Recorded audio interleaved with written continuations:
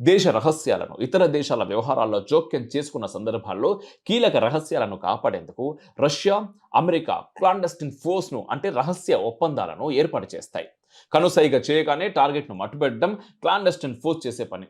1950-65 మధ్యకాలంలో కేజీబీ నేతృత్వంలో క్లాండస్టిన్ ఫోర్స్ చాలా మందిని గుట్టుచప్పుడు కాకుండా హత్య చేసింది. ఆ తర్వాత విషప్రయోగ హత్యలు పూర్తిగా ఆగిపోయాయి. వ్లాదిమిర్ పుతిన్ అధికార పగ్గాలు చేపట్టిన తర్వాత మళ్ళీ విషప్రయోగ హత్యలు తెర మీదకి వచ్చినాయి. 1961లో పశ్చిమ జర్మనీకి పారిపోయిన కేజీబీ ఏజెంట్ బోగ్డాన్ స్టాషిన్స్కీ రష్యా విషప్రయోగ హత్యలను బయటపెట్టడంతో పశ్చిమ దేశాలు నిర్ఘాంతపోయినాయి. రష్యా అధ్యక్షుడు పుతిన్ గతంలో కేజీబీలో పనిచేసి ఉండడం, విషప్రయోగ హత్యలపై పూర్తి పట్టుండటంతో తన ప్రత్యర్థులపై విషప్రయోగాలు చేసి చంపేస్తున్నాడనే ఆరోపణలు కూడా వస్తున్నాయి. ప్రపంచ ప్రాణికోటలో సుమారు 10% ఈక్వెడార్ చిట్టడులోనే ఉన్నాయి. ఇక్కడే అత్యంత విషపూరిత ప్రాణులున్నాయి. మరీ ముఖ్యంగా డార్క్ జాతి కప్పల చర్మంలో ఉండే ఎపిబారిటిన్ విషం భూమి మీద అత్యంత విషపూరితమైంది. అమెరికా, రష్యా శాస్త్రవేత్తలు దశాబ్దాలుగా ఈక్వెడార్ విషపూరిత ప్రాణులపై పరిశోధనలు చేస్తున్నారు.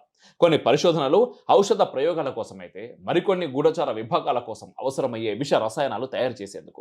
పుతిన్ ప్రత్యర్థులు కేవలం రష్యా జైళ్లలోనే కాదు, ప్రపంచంలో ఏ దేశంలో ఉన్నా వారిని రష్యా గూఢచార విభాగాలు వదిలిపెట్టవు. 2022 డిసెంబర్ 27 నుంచి 2023 జనవరి 3వ తేదీ వరకు 5 రష్యన్లు భారత్లోని ఒడిషా రాష్ట్రంలో తాము బస చేసిన లాడ్జిలో అనుమానాస్పద రీతిలో మరణించారు. వీళ్ళంతా కూడా వ్లాదిమిర్ పుతిన్ ప్రత్యర్థులు. వీరిపై విష ప్రయోగం జరిగిందని మృతుల కుటుంబ సభ్యులు ఆరోపించారు. భారత ప్రభుత్వం విచారణ చేస్తే నిజాలు నిగ్గు తేలుతాయని కూడా వారు కోరారు.